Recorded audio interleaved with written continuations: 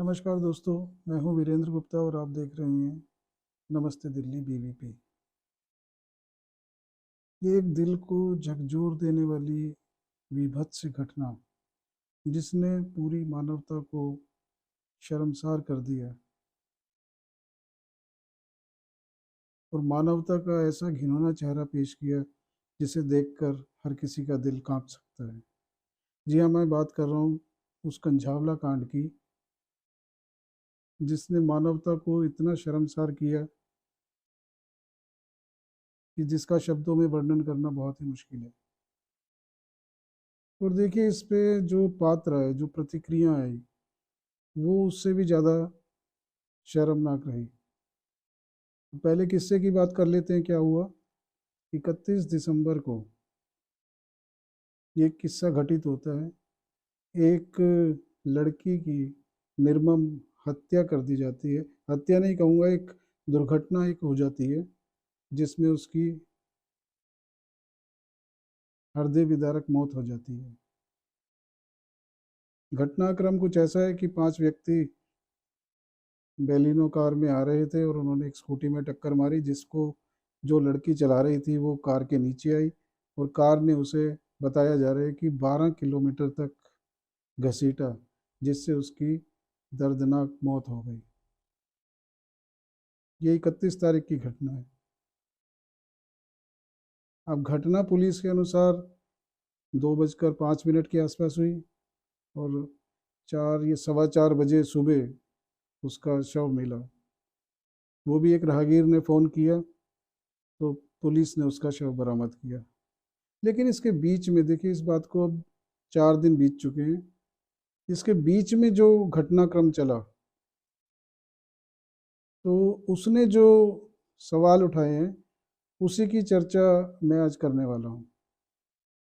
देखिए, सबसे पहले तो ये घटना क्या हुई इसके बारे में सबसे पहले पुलिस को जैसे ही पता लगा तो सबसे पहले पुलिस की जांच पे सवाल उठाए गए। पुलिस को जैसे बताया गया कि ट्रेस करने में इतनी देर क्यों हुई, जबकि गवाह थे वहाँ पर। उन्होंने पुलिस को कॉल किया, पीसीआर की गाड़ी भी वहाँ दिखाई दी, लेकिन उन्होंने इतनी समय कर दिया कि जब तक वो सूचना मिलने के बाद भी 2 घंटे तक वो ट्रेस नहीं कर पाए उस गाड़ी को जिस कार में घसीटा जा रहा था उस लड़की को। जबकि वो जो वहाँ प्रत्यक्षदर्शी थे उन्होंने बताया भी कि पीछे उन्होंने किया अपनी स्कूटी से, लेकिन वो उन्हें पकड़ नहीं पाए किसी वजह से। लेकिन वो पीसीआर को कॉल करते रहे लगातार। ठीक है, मैं मानता हूँ कि पुलिस की तो लापरवाही रही इसमें। और जो सवाल है, देखिए, सारा ठीक रहा इस समय। जो हमारी पुलिस व्यवस्था है उस पर फोड़ा जा रहा है, लेकिन इसमें सवाल तो देखिए बहुत सारे उठते हैं कि हमारा समाज कितना जिम्मेवार है, हम खुद कितने जिम्मेवार हैं अपनी सुरक्षा के लिए। और जो महिला सुरक्षा की बातें हैं जो कही गई थी कि महिलाओं को सुरक्षित करना है, सबसे पहले प्रायोरिटी का मुद्दा था, वो कहाँ पे चल रही है? चलिए इनकी बात करते हैं। सब कुछ जब चल ही रहा था तो इसमें अभी एक दिन पहले आम आदमी पार्टी ने प्रेस कॉन्फ्रेंस की। उसमें जो उनके प्रवक्ता थे सौरभ भारद्वाज जी, उन्होंने छूटते ही एक बात बोली कि इसमें जो एक व्यक्ति सवार था, जो 5 इसके गुनाहगार थे, उसमें एक व्यक्ति था बीजेपी का नेता। अब बीजेपी का इतना प्रभाव था कि जब ये गाड़ी चलती रही, 3 बार पुलिस की गाड़ी दिखाई दी, लेकिन उनकी हिम्मत नहीं हुई कि उसे रुकवा सके, गाड़ी को वो ट्रेस कर सके। क्या कहना चाहते हैं? सवाल तो गंभीर है ना। क्या कहना चाहते हैं कि ये सारा किया धरा बीजेपी के नेता का है? मतलब उसका इतना प्रभाव था कि उन्होंने अपने प्रभाव से पुलिस को कंट्रोल में कर लिया और पुलिस लीपापोती करने में लगी हुई है। यही तो परसेप्शन बनाया जा रहा है सारा। शर्म आती है ऐसे नेताओं के व्यवहार पर। आखिर आप बताइए, एक एक्सीडेंट होता है या दुर्घटना होती है, इतना तेज इनका मतलब नेटवर्क है आप क्या कह रहे हैं? इनका इतना तेज नेटवर्क है कि इनका कोऑर्डिनेशन इतना हो जाता है, पुलिस को कॉल कर दी जाती है, सारा तंत्र उसको बचाने में लग जाता है।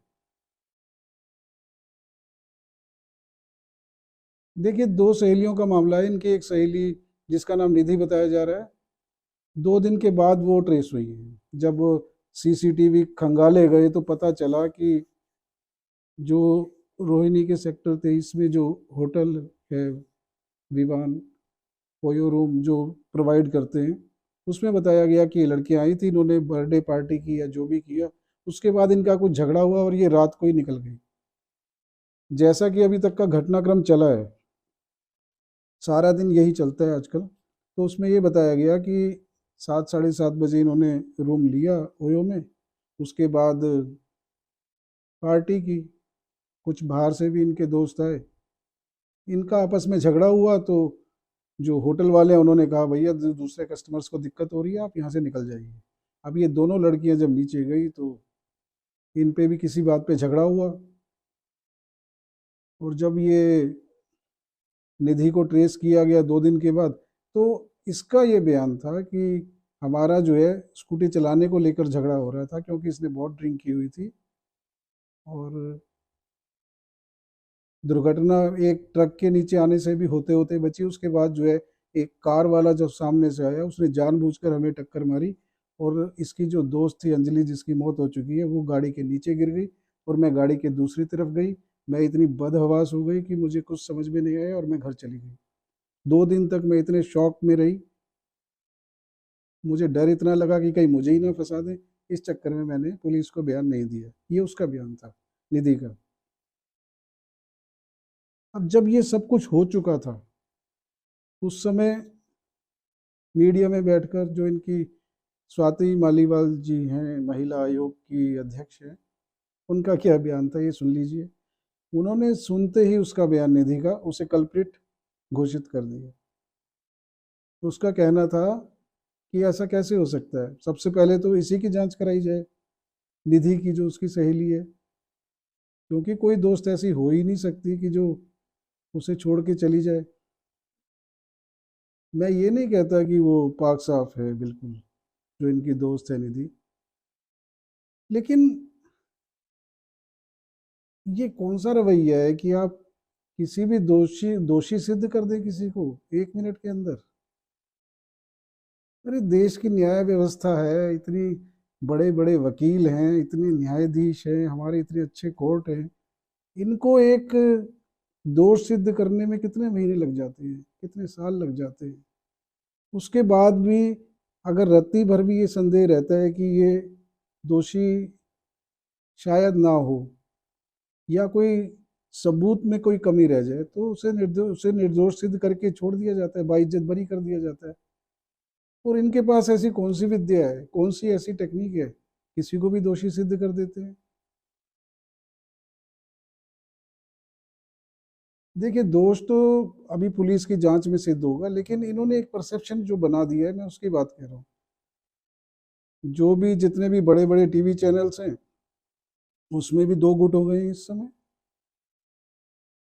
एक गुट का ये कहना है कि जो इनकी दोस्त है निधि, सारा दोष उसी का है, वो झूठ बोल रही है 1 मिनट में, सब तरफ झूठ बोल रही है।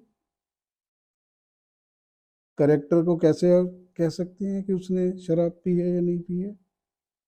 देखिए, बात अब जो है ना, असली मुद्दे से हटकर कुछ और चल रही है। इसमें जब राजनीति इन्वॉल्व हो गई है तो मुद्दे बदल गए हैं। पुलिस की लापरवाही रही, इसमें कोई निश्चित बात नहीं है, लेकिन बहस इस पे नहीं हो रही है। बहस ये हो रही है कि दोषी निधि है, निधि के ऊपर डाला जा रहा है। चलिए, इसमें इस बहस में अगर हम ना भी पढ़े, तो एक सामान्य सी साइकोलॉजी होती है। अगर किसी इंसान के साथ कोई कुछ चीज़ घटित हो जाती है तो संभव है, मैं ये नहीं कह रहा कि उसने जानबूझ के किया है या वो दोषी है या कुछ भी है, 1% आप मान लीजिए, अगर कुछ अचानक ऐसा हो जाता है तो घबराहट में बंदा क्या करेगा? उसने तो खुद ही बोला ना कि मैंने इसलिए नहीं बताया कि कुछ माहौल ऐसा बना हुआ है इस समय कि जो बताता है उसी को धर लिया जाता है पहले। डर डर डर है ना ऐसा। अब ये छवि कैसे बनाई, किसने बनाई, ये तो देखिए विचारणीय बात है, लेकिन आम तौर पर ऐसा ही है। कोई दुर्घटना होती है, कोई घटना होती है, तो जो गवाह होते हैं मौके के, वो बचना चाहते हैं इससे कि कहीं मुझे ही ना फंसा ले। कुछ केस ऐसे हुए हैं कि पुलिस ने उसे बुलाकर उसे ही पहले धर लिया, और उसकी जांच पड़ताल पहले होती है कि जो इसे लेकर आया, जैसे कोई दुर्घटना हो गई उसे लेके आया, तो उसे डर ये होता है कि कहीं मुझे ही ना फंसा लें। ये एक सामान्य सी बात है। तो ये भी तो हो सकता है ना, उसे डर की वजह से उसने ना बोला। और जब बोला है, अब ये कह रहे हैं कि देखिए एक ऐसी लड़की पे दोष लगा रहे हैं जिसकी दर्दनाक मौत हो गई, और उसे बताया जा रहा है कि उसने शराब पी रखी थी, नशे में थी। ये क्या बात हुई भाई?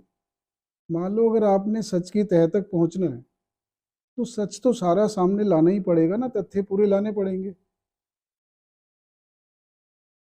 दर्दनाक मौत किसी की भी हो, तो दर्दनाक मौत का दुख सबको होता है। ये नहीं होता कि किसी का करेक्टर खराब है तो उसकी मौत दर्दनाक नहीं होती है, या जो निर्दोष है, जो मासूम है, उसी की जो मौत है वही दर्दनाक होती है। लेकिन तथ्य सामने लाना, इसमें किसी ने क्या गलत किया? अगर मैं ये नहीं कह रहा कि उसने सच बोला या झूठ बोला, या उसकी कोई साजिश है नहीं है, तो सारी जब जांच पड़ताल होगी तब आएगी सामने। मेरा मकसद सिर्फ ये था कि बहस कहाँ हो रही है, प्रेस और मीडिया पे बैठकर किस तरह की बहस हो रही है ये? क्यों नहीं हमारी व्यवस्था पे बहस करते? और जो लोग ये दोषी ठहरा रहे हैं पुलिस को 1 मिनट में, जो लोग उसकी दोस्त को 1 मिनट में, बिल्कुल न्यायाधीश नहीं कुछ बोल रहे, पुलिस नहीं कुछ बोल रही, वो इन्वेस्टिगेशन कर रही है अपनी, लेकिन ये लोग अपना रिजल्ट निकाल के दे रहे हैं 1 मिनट में, दोषी सिद्ध कर रहे हैं। ठीक है, दिल्ली की व्यवस्था है, पुलिस भी दोषी है, लेकिन क्या आप दोषी नहीं है? आप ये बताइए कि जब दिल्ली में आप आए थे, जो आम आदमी पार्टी की सरकार बनी थी, क्या कहा था आपने? 1 साल के अंदर आपने ही तो बोला था कि सीसीटीवी कैमरे हम इतने लगा देंगे हर गली मोहल्ले में कि कोई भी दुर्घटना होगी उसकी तुरंत सीसीटीवी में फोटो आएगी और कवरेज होगी और तुरंत अपराधी पकड़ा जाएगा। क्या हुआ? देखिए, चुभते हुए सवाल है, चुभेंगे, जरूर चुभेंगे, लेकिन आप बताइए क्या हुआ? महिलाओं के लिए क्या कहा था आपने कि जितने भी दिल्ली में डार्क स्पॉट हैं वो खत्म किए जाएंगे, उनकी सुरक्षा बढ़ाई जाएगी, जो ये अंधेरे कोने हैं सब खत्म करके। सुरक्षा के दावे तो, सुरक्षा के आश्वासन तो आपने ही दिए थे। क्या हुआ उनका? दूसरे पे दोष लगाना आसान है, कोई भी लगा सकता है, लगाने भी चाहिए, कोई बात नहीं है इसमें। जहाँ लापरवाही है तो आरोप तो लगेंगे, दोष तो जिसका होगा उस पर लगाए जाएंगे। लेकिन सिर्फ एक पक्ष को ही दोषी कहना, दिल्ली पुलिस का मैं मानता हूँ कि जितनी उसे सतर्कता रखनी चाहिए थी उसने नहीं रखी, लापरवाही सामने आ रही है, इस बात को दिल्ली पुलिस खुद भी मानती है। लेकिन आप तो दोषी हैं कि नहीं? एक पार्टी का आपने नाम ले दिया 1 सेकंड में, जबकि उसका कोई तथ्य नहीं है, कोई सबूत नहीं है। ठीक है, वो भी आरोपी हैं, 5 आरोपी में से एक आरोपी आपने नाम रख दिया, चलिए 5 में से एक तो हो गया बीजेपी का नेता। बाकी अगर जांच में बाकी के 4 अगर आपके निकल आए, फिर क्या होगा? तो सवाल यही है ना फिर, मतलब ये है कि फिर बीजेपी वाले लग जाएंगे, भैया ये तो आपकी करतूत है, तो वो सारे जो है, सारे आरोप जो है फिर आपस में लगेंगे कि ये काम बीजेपी ने किया या आम आदमी पार्टी ने किया। किस दिशा में लेके जा रहे हैं आप ये? देखिए, समाज को सशक्त बनना होगा, जागरूक बनना होगा। देखिए, कुछ उम्मीद नहीं मुझे है नहीं इतनी जितनी, देखिए सब कुछ चल रहा है, प्रेस मीडिया में चल रहा है, कुछ चल रहा है, लेकिन किस दिशा में लेकर जा रहे हैं ये बहस को,